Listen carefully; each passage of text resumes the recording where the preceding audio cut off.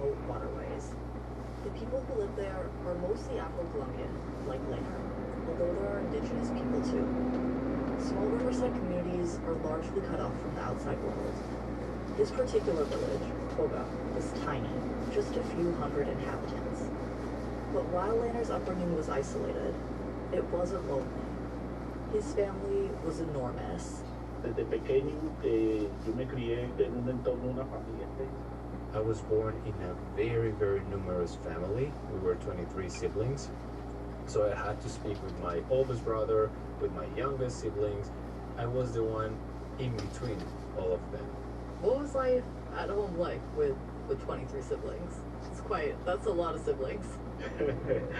No, pues la vida con 23 hermanos es bastante chévere. Life with 23 siblings is amazing. Like, you get a lot of fun. I was in between all these siblings. I had to assume this role of the guide. All my siblings saw me as a guide, as a voice that was kind of orienting the family to where we wanted to go. His parents had a lot of mouths to feed. This wasn't easy, and his dad had to rely on a mix of trading and subsistence farming to support the family. Bueno, yo me crié y la verdad que... So, my dad was a trader, but our situation was a lot of poorness. There was many days where we endured hunger. My dad had a crop of plantain and we helped him, but he was a peasant. He was a peasant in an area that is very abandoned. This is a part of the world, a part of Colombia. You can't get to it by road. It's very deep in the forest, there are rivers all around. How did you get around as a kid? Sí, efectivamente, Pogue es un corregimiento. So, Pogue is very deep in the jungle of Chocó.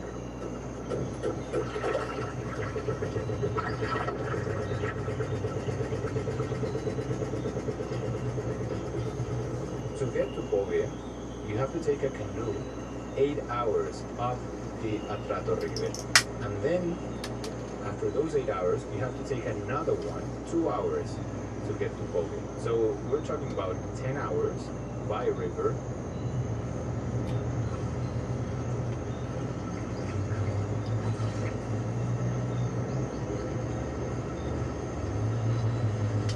If the river is dry, or if there's a lot of water, if there's rainy season, it's very hard to get there.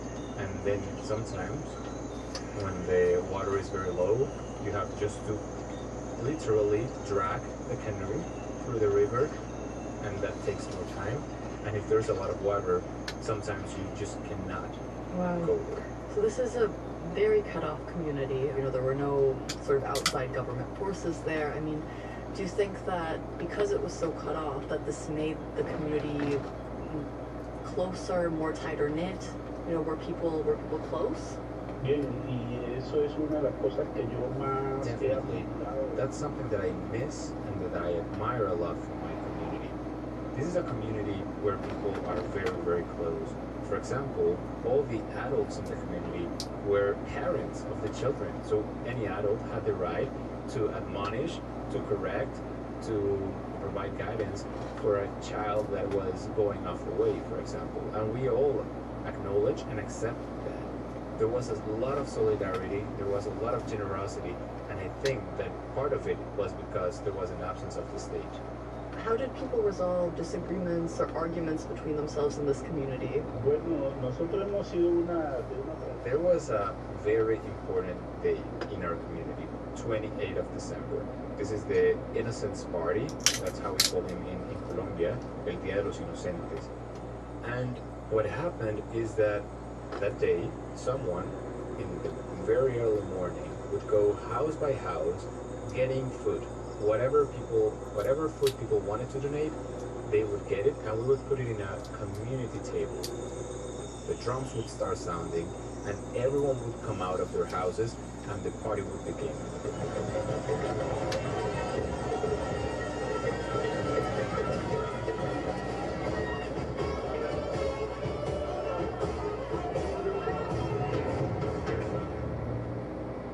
It was a beautiful party where reconciliation happened. It didn't matter if you had fought with someone, if there was animosity between families, that was the day where reconciliation happened. It was sacred. The town would get the harmony again.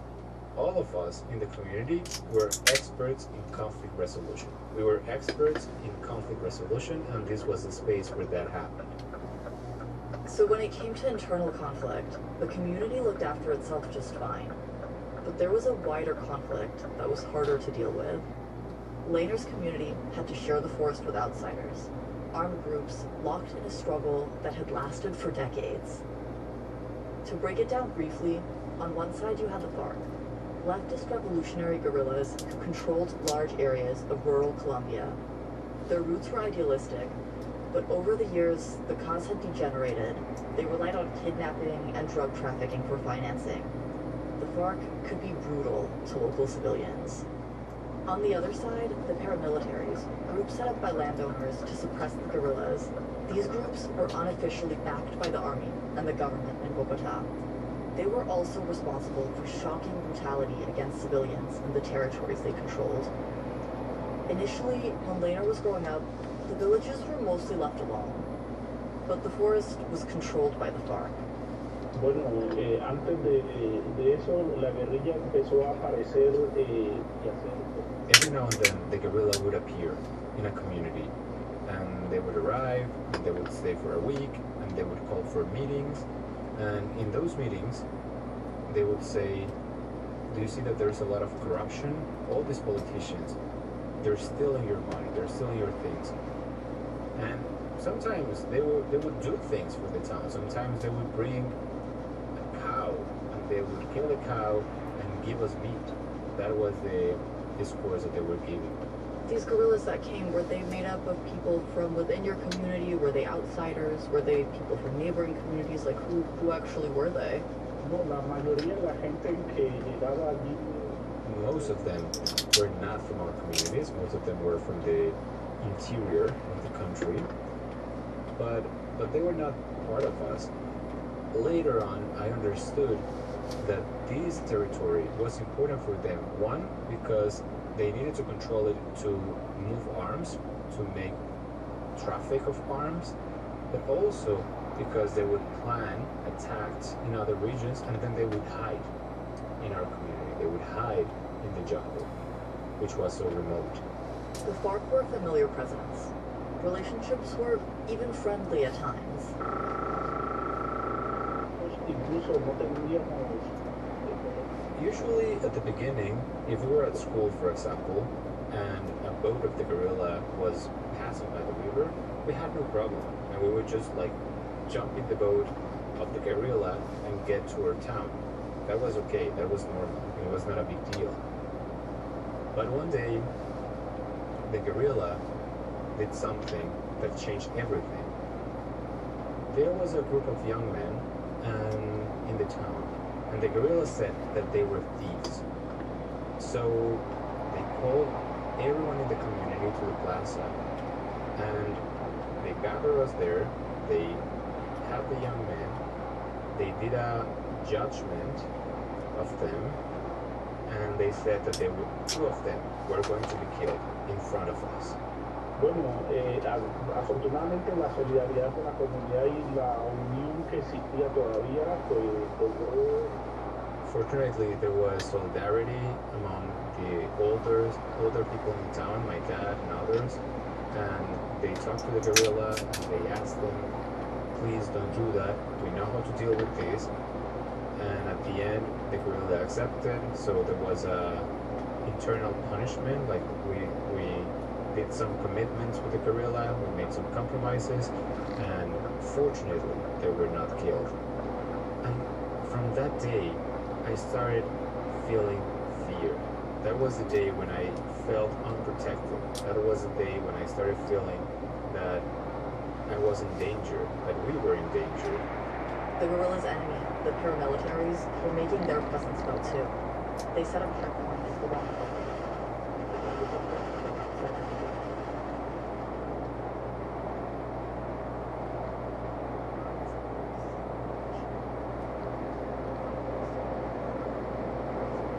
Was also a local teacher. He had a bunch of jobs in the community, and he was a massive influence on Laner. Laner obviously showed a lot of promise too, and he started working for Luis in the church while he was still at school. Bueno, Jorge Luis Mazo fue un sacerdote, pero para mí fue un líder social impresionante y una... Jorge Luis Mazo was a priest. He was a social leader, but most, to me, he was a friend. He was working in Bojayá when I arrived there to collaborate with some nuns, some religious women who were there. In '96, the presence of the guerrilla was much more active in the communities. They were very installed there. But the paramilitaries were already coming, were already surrounding us. And what the paramilitaries did is that they installed blockage. They didn't allow resources to come into the communities. So with the Reverend, how we responded is that we started doing humanitarian help, humanitarian assistance, and we were negotiating to be able to bring the most basic things that people need to survive. We were negotiating to bring rice or to bring salt. His job was to pilot canoes full of supplies, medicine, and nuns, all around the remote network of villages and towns. Laner knew the lay of the land, and he was known to be an expert navigator and boat handler. But it soon became apparent that he had other, even more useful skills. His massive family had also made him a natural negotiator. It became his job to talk his way through the many checkpoints. And what were you saying to these armed groups, to these paramilitaries, to get them to, to convince them to let you through with these supplies, this food, these essential medical supplies? Like, what were you saying to them? Bueno, lo primero era un poquito el So, paramilitary that we were leftists, and they thought that the work we were doing with the communities at the end was going to benefit the guerrilla. So they were very uncomfortable in what we were doing. And the church, because it was so risky, asked us not to intervene. They asked us not to deal with paramilitaries. So whenever we would reach a control point at the beginning of paramilitaries, we would just not talk at all. That was the order of the church. But at the end, we had to talk. We were challenged and we had to negotiate with them.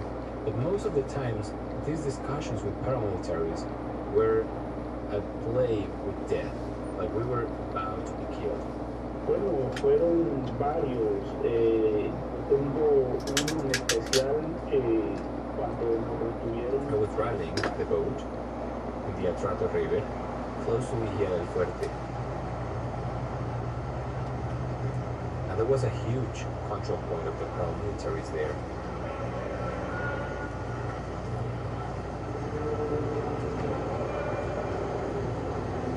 What they used to do, paramilitaries, is that they would stop people there in that control point, and the people that they wanted to kill, they would just ask them to get off the boat and stay there to do like something, and the vote would continue.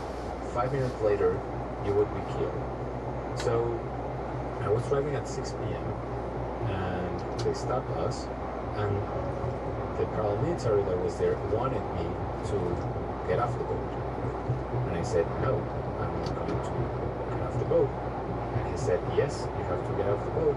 And the tactic that I used is that I started raising my voice. I started speaking loudly and loudly, saying, no, I'm not getting off the boat. So others in the boat would know what they wanted to do. Luckily, one of the nuns listened to me and she intervened, not La Rebelle. And that's what saved me. If I had stayed there, if I had jumped off the boat, I would have been killed in 5 minutes. They had a book with names of people that they were going to kill. If you had the name, the same name of someone in that book, you would be killed. They didn't care. They were not going to investigate. They were not going to research. And in our communities, our families, we repeat a lot of our names. I don't know, I could have been named Macario as my grandfather. And if there was a Macario in that book, I had the risk of being killed. In his 20s, Lehner graduated from canoe pilot to unofficial advocate for the local community. Por supuesto que esa conversación en el marco de la... So I was a threat, not only to paramilitaries, also to the guerrilla.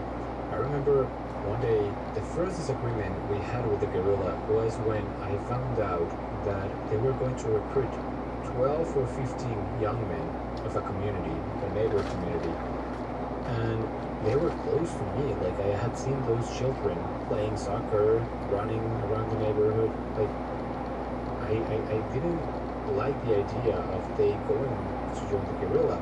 So when I found out, it was the day before they were going to be recruited. It was like 6 p.m., almost night, and I went to that community and I met with them. I met with those young men, and I told them, hey, don't go, stay here, that's not a good idea. In the morning, the boat of the guerrilla came to the community, and it was expecting all these 12, 15 young men to go on board and go to the war. But when the boat arrived, these young men said, you know, we're not going. They told this to the guerrilla members. We're not going. Lehner advised us that we should stay, and we think it's a good idea. And to the guerrilla, this was an offense because I was cutting out their supplies, the supply of human resources that they needed. So how did the FARC respond to that? How did the guerrillas respond when they found out that it was you who had told these young boys not to join? No, pues yo in those territories, they don't speak with words, they speak with guns. So after this happened, I was expecting the shots to come. When the young man was telling the guerrilla commander that they were not going, I could see how his face was furious. The FARC didn't take action yet.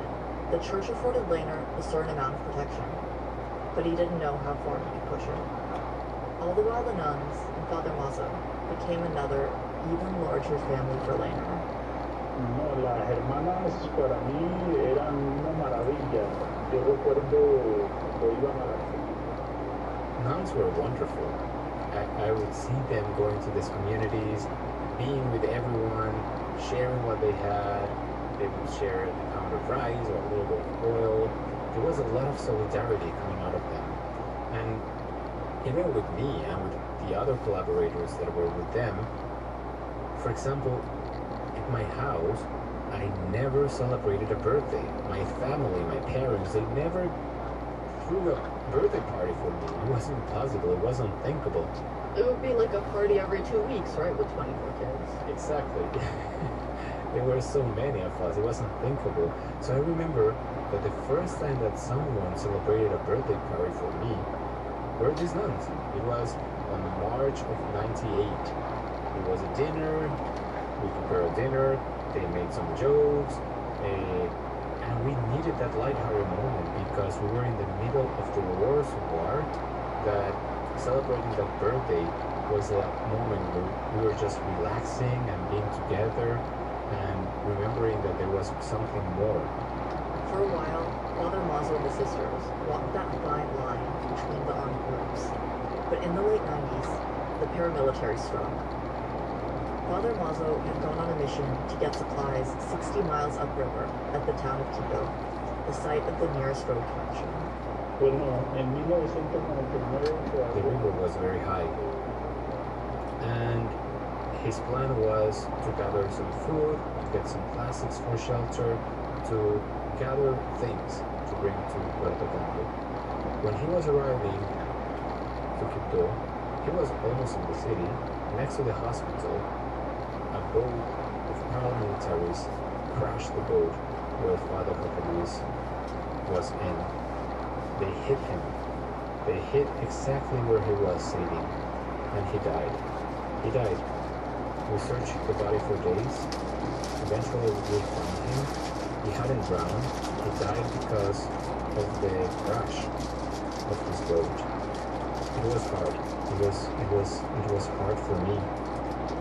So I had to go and hide. I had to hide for weeks in my community. I had to go almost to the jungle to hide. And I remember him with so much love, and I wanted to honor him. So me and my wife, when our daughter was born, as we were hiding, we named her Ana Luisa. It was our way to honor Father Hugo Luis. It was our way of remembering him and keeping him present in our lives. With his mentor gone, Lehner would have to step up. As the conflict got worse, his community would need him more than ever. We're back after the news headlines. This is the BBC World Service, and for World Book Club, Harriet Gilbert is talking to Charlotte Wood about her novel, The Weekend. I wanted to write about women who were not defined by family. It's the story of 3 women in their 70s who reunite to clear out their deceased friend's dilapidated beach house. But over a weekend of close confinement, tempers and the bonds of friendship starts to fray. When I first published the book, people kept saying to me, "Are any of your friends still talking to you now?" Because they assumed that they were based on people. All those women are in me. There are sort of aspects of myself. I'm having people write me very intense responses about how it's made them think about their own behaviour, that they understand something about themselves and about others, and I find that sort of reader response, it's worth everything. World Book Club, Saturday to 10 GMT.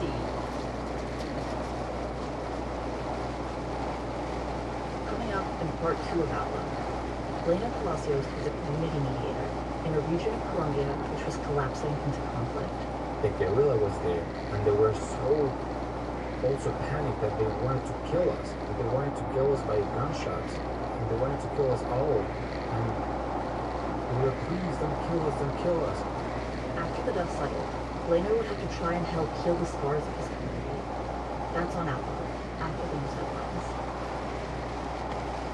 BBC News with Neil Nunes. Iran has warned of a harsh response to a suspected Israeli airstrike on its consulate building in the Syrian capital Damascus, which is reported to have killed up to 11 people. 2 senior commanders of the Revolutionary Guards were among the dead. Gaza's Hamas-run health ministry says an Israeli airstrike has killed 4 foreign aid workers and their Palestinian driver in the city of Deir al-Baba.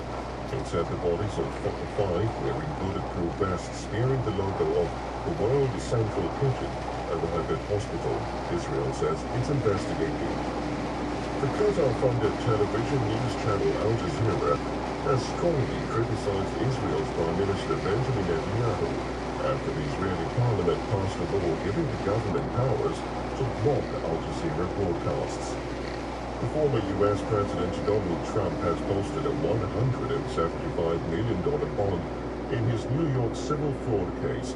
He was found liable in February for fraudulently inflating his net worth by billions of dollars to secure better loan terms.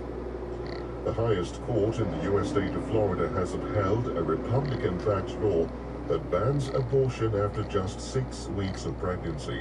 But in a separate decision, the justices on the Florida Supreme Court said voters will be able to decide in November whether to expand abortion access. Peru's Interior Minister Victor Torres has announced his resignation amid a political scandal involving alleged illicit enrichment by the country's president, Dina Boluarte. The president's home and offices were raided by police on Sunday. The Democratic Republic of Congo has appointed its first woman prime minister. The appointment of Judith Suminwa Tuluka follows months of negotiations. BBC News. Welcome back to Outlook. Before the break, we met Lehner Palacios, who grew up in a remote forested area of Colombia's Pacific region called Boyaha. FARC guerrillas and paramilitary groups both wanted control of the area, but for most of Lehner's life, the conflict had been fairly static, not that intense. But in 2002, the paramilitary suddenly occupied one of the main towns, Bella Vista. Bueno, a pesar de nuestra... On May 1st, at 5 a.m., the fight started all day. our houses were made of wood, so the bullets would go through the walls. So we left, and the river was so high that some of the streets were underwater. So we started walking with the water on our hips. We passed by the church. Many people were there already. We passed by the church, and we slept in the house of the nuns, which is 30 meters away from the church. The next day, the fight was even more intense, and at 9 a.m. we decided to talk with the paramilitaries and ask them to stop shooting and to stop fighting, but they kept doing it, and they started shooting this huge gun that they had towards the place where the guerrilla were. Pues en ese momento lo único que nos tocó fue salir corriendo. Sister Sofia, one of the nuns, she got a notebook and she told me, start writing, because our intention was to leave evidence. We wanted people to know how we had died. And I was writing when we heard the explosion, a huge explosion. We looked out the window and the church had no roof, and we only saw smoke. We saw some people walking toward us, people who had survived, but they were falling and dying in front of us. We started to run out of the house, but a bullet hit a little boy who was in the arms of his mother, and he started bleeding, and the mother started shouting, and she was desperate, and everyone was so scared. There was so much panic that we were concerned that even the community was going to start killing itself. The panic was going to make people make crazy things. However, someone shouted, there's a grenade in this house. And we started running away from that house. And then the little boy died in the arms of his mother. And we had to convince her, like, just leave him, we cannot run with him, leave him. And we almost didn't convince her to leave his boy dead in the street.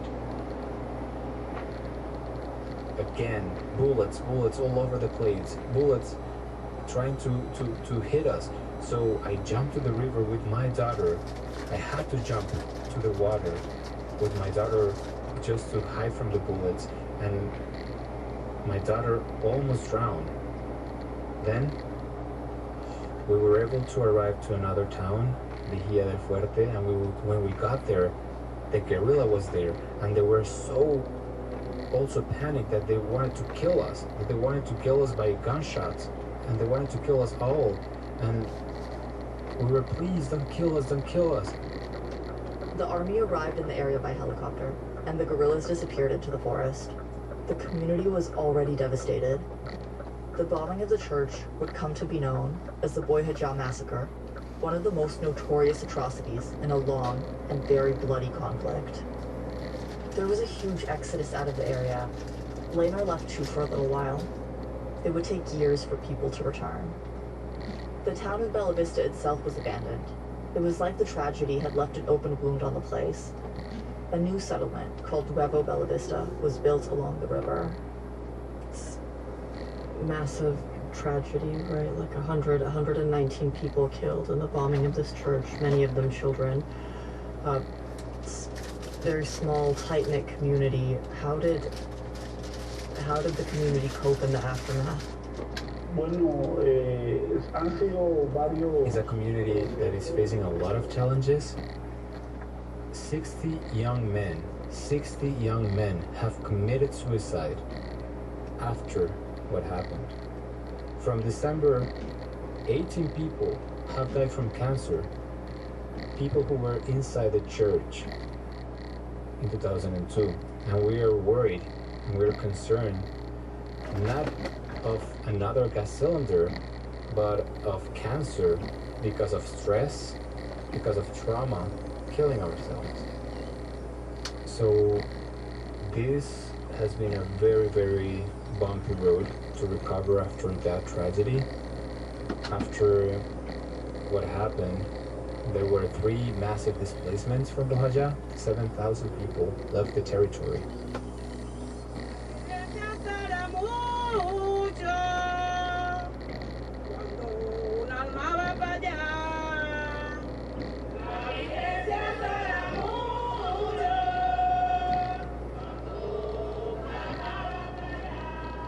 These singers are known as the Cantadores de Poga. They are a group from Laner's home village, singing traditional songs of grief, resistance, and healing.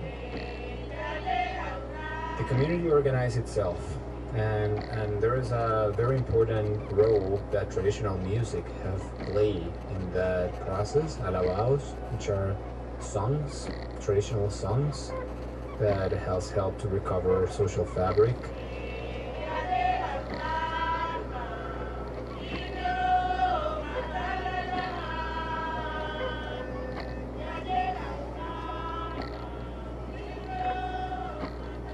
It was only when the peace process began to get serious in 2014 that a real chance came for the community to move past what had happened. The FARC were preparing to put down their arms, but that wasn't enough for the civilians of Loja. They wanted an apology.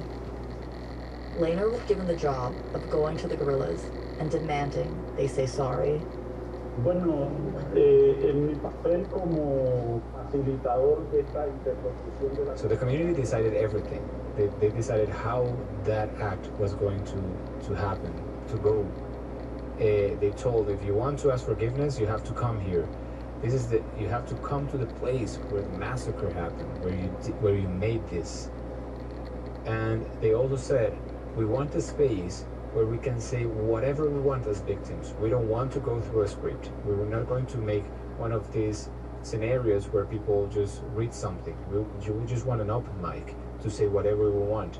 The only thing that the guerrilla can control about this act will be the words that they're going to say to ask forgiveness. I was a facilitator. I got all those conditions from the community and I put them on paper, and I went to visit the negotiators, the guerrilla members, and I was sure that they were going just to send me away and to say, like, what are you thinking? This is crazy. Of course we will not do it this way. And somehow I was glad that that was going to happen, because I was so into this hard negotiation that I just wanted to quit. I wanted to quit. I was getting crazy. And I was happy, because with all these conditions from the community, I knew that the negotiators were not going to accept. Surprisingly, they accepted. And what happened in the forgiveness ceremony? Bueno, en la ceremonia, nosotros primero habíamos convocado... In the ceremony, we decided that the FARC was going to enter the town from a special place, and they were going to walk through the streets, some specific streets, mirroring the trajectory of the gas cylinder that destroyed the town. Also, the government entered through another way, another street. There were many alabaos, many traditional songs, and this time these songs were not only helping dead people reach heaven, as they usually do. These alabaos were also reclaiming rights and denouncing the conflict and the threats that we were still enduring. All the structures of the FARC were present. We were very strict with that. We didn't want only the top commanders in the table. We want everyone to be there. Like, yes, the top commanders, that was important, but we also wanted people who were on the ground, in the war, shooting the arms. Those, if the complete structure was there, it was a sign that they were really involved in this forgiveness act, and that happened. An historic moment for Colombia, as a rebel leader apologizes for a bombing that killed 119 people. Pastor Olape, as he's known, who is head of Colombia's Revolutionary Armed Forces, traveled to northwestern Colombia to affirm his responsibility for the attack and to ask for forgiveness. We also had the opportunity to make some requests, and we were very explicit about something, and this is important. We were open to listen for their forgiveness, but we were not forgiving them, because forgiveness is a decision of individual victims. It's not something that we can decide for everyone. And we were only going to forgive them if the state and the guerrilla actually made changes, positive changes in our community. So that was important for us too. And this act was so healing, this ceremony was so healing for victims who were there, that after it, many victims of Bojayá started calling me, started calling us, saying, okay, we want another act, we want another ceremony, because right now we are ready to actually give forgiveness for the FARC. So it definitely gives a sense of closure. The brokering of this apology propelled Lehner to the national stage. He got a job on Colombia's Truth Commission in Bogota. He was one of 11 commissioners in charge of finding a lasting peace. This was a senior role, and it's a remarkable ascent for a man who grew up without much access to electricity, education, and even shoes. In his role, he's met many victims of violence, and perpetrators too. It was also interesting, something that happened in those years, because I was able to meet someone who was going to kill me, who was hired to kill me, and I sat in front of him. He told me, please excuse me, please forgive me, I was going to kill you, I could not